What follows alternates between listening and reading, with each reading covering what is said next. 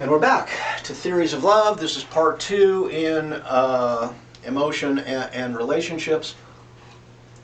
Does anyone know what kind of flower this is? This is one of my favorite flowers to grow out in the garden. The pastel colors in some of the varieties are just amazing. If you said lantana, you're correct. So let's talk theories of love. Feeling the pink, so to speak, there you go, as a descriptor for being in love. And new love is in the pink of love, right? So there you go. And those of you who did the paper, you're familiar with this, obviously, the Sternberg paper. If you didn't do this particular paper, then here we go. And what Sternberg is doing, and I love this title, Love is a Story, and we know when we talked about Sternberg and the hatred that he was talking about narrative. Notice the same thing applies to love, and people tell stories that define their love. But the types of love is where Sternberg has really kind of presented us with something to contemplate. What he's saying is that there are, in fact, 3 basic types of love. That is, we can feel the passion, and this is the heat, especially in a new relationship. Intimacy is the ability to share openly of oneself, and then commitment is just that, the one able to commit and to pay attention to another, perhaps even in the extreme. So you have these basic types of love that can occur, 3 different, but then Sternberg sets it up so they can be combined. So passion and intimacy, passion might drive your attraction to someone and your approach to that person, trying to get a date or whatever.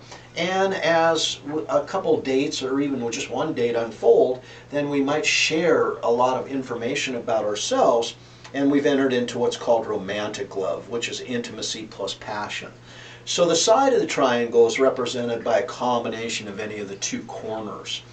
Now over here, and what we see that's typical often for long-term relationships is they've started with passion, which indicated a need to share. I want to get close to this person. I want to learn everything about them. I just want to know everything about them, right? But then over time, right, the passion tends to wane, and there's theories about that in and of itself, how that happens, but the commitment begins to increase. That is, maybe we decide to be monogamous, that we're going to just be with each other. We're not going to date other people, or we're going to keep it tight between us.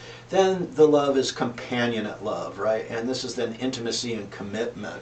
But the passion has waned as a result of this. And that's not to say one type of love is better than the other. Really what this is about is the changing nature of love over time, that we can't necessarily hope to keep it committed. Now let's suppose that in fact we feel passion, this strong attraction, and maybe it's a sexual attraction to someone, because that can be included in this. And we commit to that other person, that's commitment, right? But no intimacy, I don't really want to know about them, then in fact we might be engaging in what's called fatuous love, which is passion plus commitment, but lacking any real intimacy. And this might be, dare I say it, a situation where it's a friends with benefits type relationship. Could be the passion, the commitment. Maybe it's, I'll go even worse here, maybe it's just a booty call, right? A recurring booty call. Now, Sternberg holds up the consummate love, that is, the ultimate in love, a la consummate, right, is a successful combination of intimacy, passion, and commitment. And note that one of the things that's in relationships, especially monogamous relationships, is they talk, how do we maintain the passion? So that always often becomes an issue. How do we reignite the passion or maintain the passion? Right? And that can be in part maybe through the process of narratives, right? And what are we about? And often that's what makes successful relationships is people can sit down and discuss what they're about. What are their common goals? What is the purpose of the relationship? I know that sounds maybe kind of weird because we should just do the relationship. But other people kind of engage in meta relationship, that is, they think about the relationship and they craft their behaviors in such a way to enhance the relationship and perhaps stay in a situation of companionate love. I'm sorry, consummate love. Now, There are other types of love, right? Sternberg is one story, but we have to be fair to other researchers. You know, I'm a great fan of Sternberg across a lot of his different areas in which he's worked, but we need to expose ourselves. Critical thinking demands that we expose ourselves to other people. So let's talk about Reuben. And liking then is described as the type of feeling one has for a platonic friend, and this, of course, is comes from Plato. Loving is the kind of feeling that one has for a romantic partner. But notice there's other types of loving so this becomes complicated, and some theories stand up well to each other. Now, Elaine Hatfield calls companionate love a secure, trusting, and stable partnership. Right? I think that the passionate love for Hatfield, I think she captures an essence in it, the truly important essence in the idea that romantic love and passionate love is characterized by high arousal, intense attraction, but the fear of rejection. So that fear of rejection causes anxiety, right, which can be attributed to the passionate desire for this other person. It's also the passionate desire for the other person not to shun or discard you. And notice, if we kind of integrate this with Sternberg's idea, when we go to companionate love, notice we've moved away from the passion, but we've integrated commitment. And that reduces some of that anxiety about being left, hence maybe that relationship. How about these two pictures here? Does anyone know the sculptor who created this? This is Auguste Rodin, and this is created by his student Camille Claudel. And what do we know? We know that Camille Claudel wanted Rodin more than anything else. She was passionately in love with him. He was married, having an affair with his student Camille, but was never going to commit to her because he was never going to leave his wife, etc. And again, for those of you who did art, right, art and emotion, you can see how we can look at art and begin to understand what the artist is trying to communicate.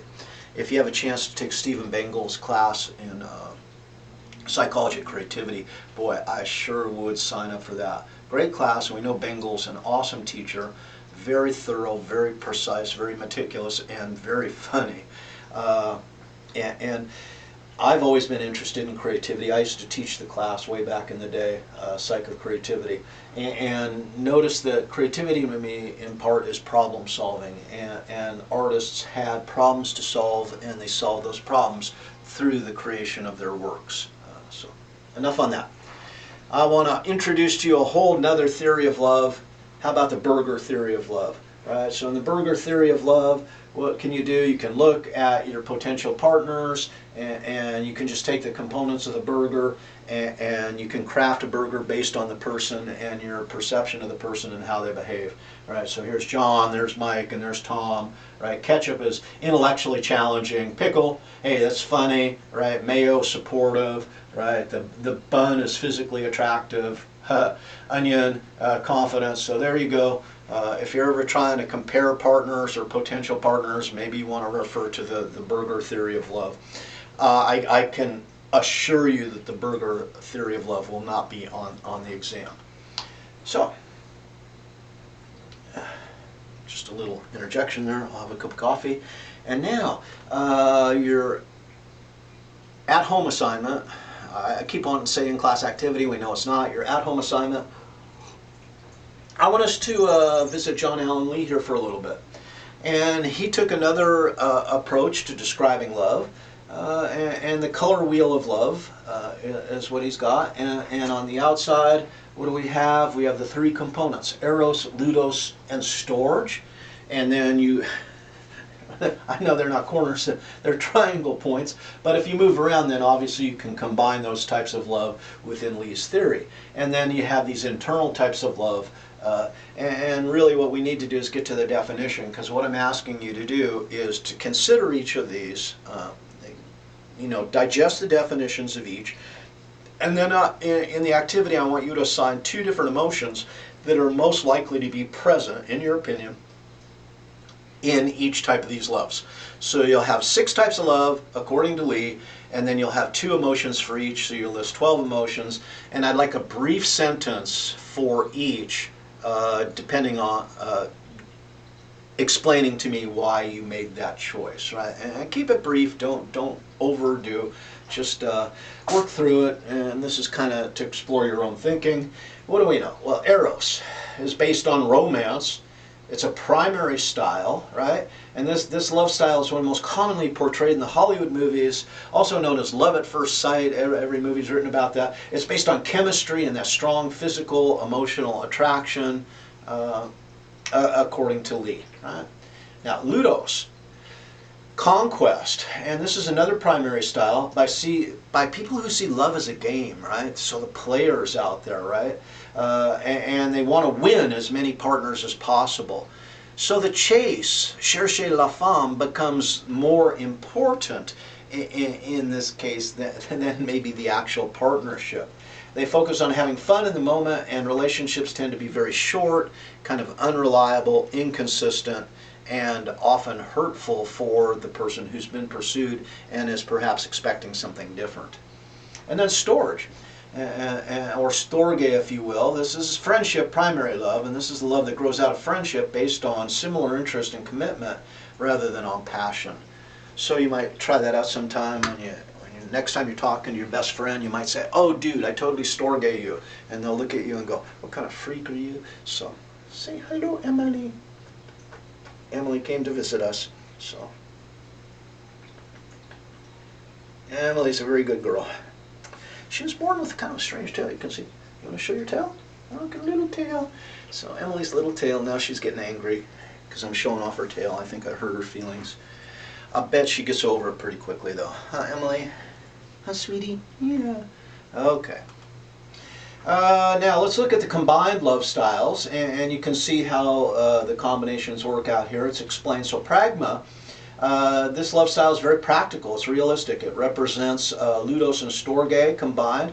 People who prefer prefer the style in the relationship or business-like fashion look for partners whom they can share common goals. Right? Mania is obsession, and that should be a pretty easy kind of one to understand, is Eros and Ludos, and this style usually flows out of low self-esteem and need to be loved by one's partner. Lovers of this type or sort usually become very possessive and or jealous. This may or may not be a significant component of borderline personality disorder, and certainly low self-esteem or variable self-esteem might kind of drive this to a certain extent. And then agape, and this is selflessness. This is Eros and storge. In this style of love, the individual is willing to sacrifice anything for their partner. It's based on an unbreakable commitment and unconditional selfless love. So you can see that Lee has a robust theory of love. It didn't ever gain the traction that Sternberg has gained, right? You know, if you take a class in relationships, you're going to hear about Sternberg. If you take a class in social psychology, you're likely to hear about Sternberg. Not so likely to hear about Lee, but we need some counterpoints every now and again. He worked hard on this, and it's a contribution to social psychology, so we need to pay the hard work it's due. Now, let's talk a little bit about communication. Does anyone know what kind of flowers these are? Some of the colors are intense, and this is a awfully good flower for Ohio, right? And that would be hostas, of course. So let's talk about relation issues, communication and conflict. Communication patterns in troubled relationships, what are we likely to see? I love this term, negative affect reciprocity. So negative affect, and notice we're using the broad term affect rather than emotion, so less well defined necessarily. And negative affect is that negatively tinged arousal, if you will. What negative affect reciprocity means is if I dump a bunch of negative vibes, that is a negative affect, into the relationship, and I continue to be negative within the relationship and cause that kind of negative sense within the relationship, I can expect my partner will likely do the same. And as I become more negative, then my partner is likely to respond in kind. So this is a phenomenon we see in troubled relationships. And that's why it's so hard to turn some troubled relationships around. Because it's negativity begats negativity, which creates a response of negativity, which begats further negativity. And we never get past the negativity in this context. And it's a cycle that has to be broken. And this is where counseling or marital therapy often comes in handy, because an outside source kind of needs to intervene and have both people step back and observe what's occurring. Now, this is going to be kind of a stereotypical explanation, so I'm going to caveat it that way. Right off the bat is the demand-withdrawal interaction patterns. Now, again, back to heterosexual relationships, because that's where most of the research in the past has been devoted. What we see then, can you guess? Who's the partner, the gender of the partner who demands, hey, we got to talk about this, we got to explore this, we got to get to the bottom of this, and who is the partner that's going, oh, what are you talking about? There's nothing to talk about. There's no problem. I mean, if there's any problem, not with me, right? And we typically then label the female as the demand and the male as the withdrawal. And in this case, then, it's rare that anything ever gets brought to light and nothing can be worked through or settled, right, until both can engage in conversation about what's occurring in the relationship.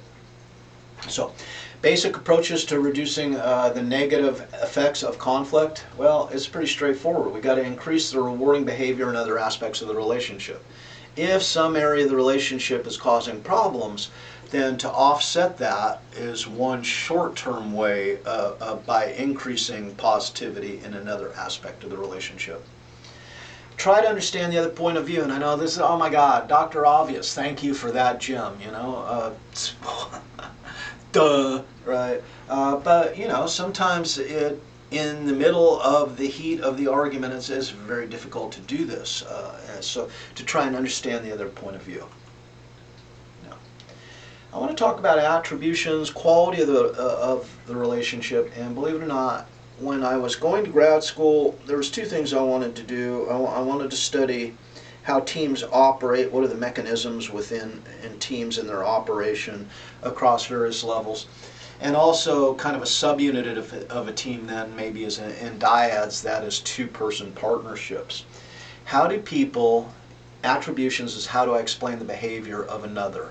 That is, what cause do I attribute their observed behavior.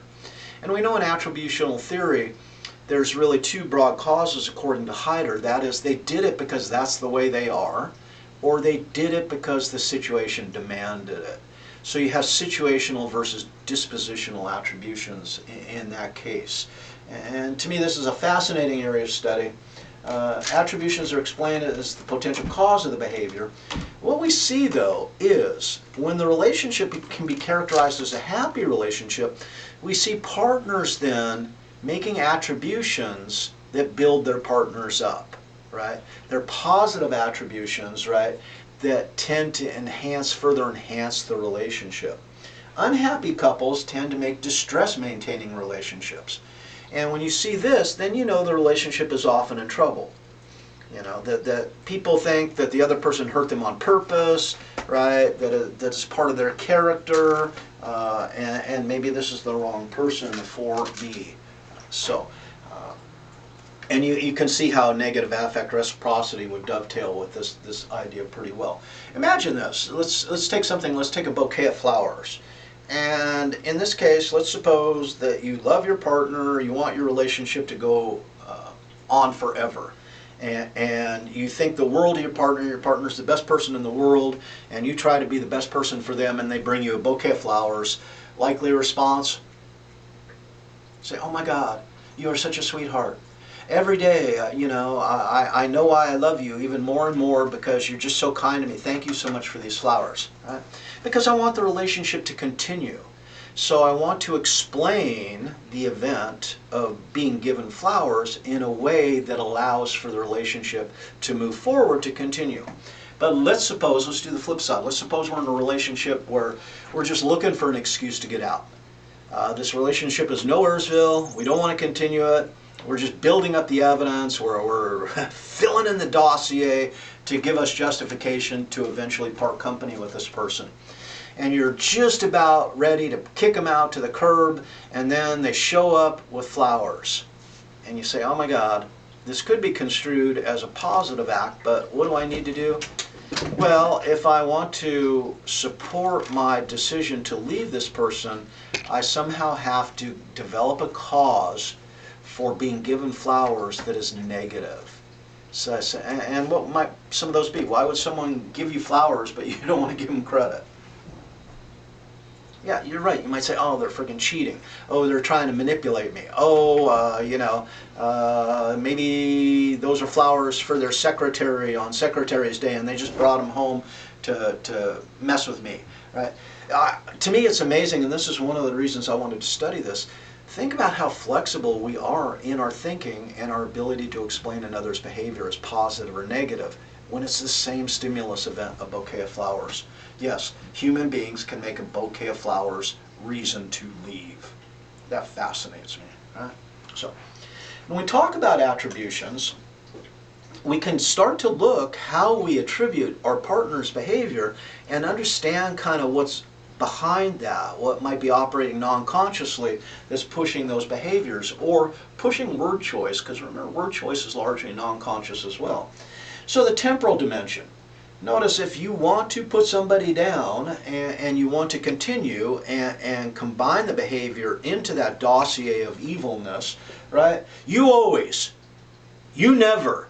And when we use the temporal dimension, right, as consistent and long-term, then we support our case, right? At least from a discursive point of view. And remember, we've talked a little bit about discourse in the past. We're going to talk about it even more in the last two modules of our course. And notice that I also combined the temporal dimension in that example with the global. And global implies always, across most or all situations. Specific refers to a given situation, you know. So when we start using global attributions, it's probably we're traveling down a road to relationship dissolution. You give people a break if you use situational attributions. The internal versus dispositional, right? That oh my God, you're a shithead and you always have been, right? I don't know why I ever hooked up with you. Versus looks like you had a bad day. Maybe we should just kind of part company. Intentional versus unintentional. We make unintentional things intentional if we want to make a person look bad. And then finally, we say you should have known this was going to happen, and that would be using foreseeability kind of as a weapon. Boy, I guess you couldn't have known that this was going to happen. You give people a break with the unforeseeable. And I think at this point then, it is time for us to pause so we can load up number 3.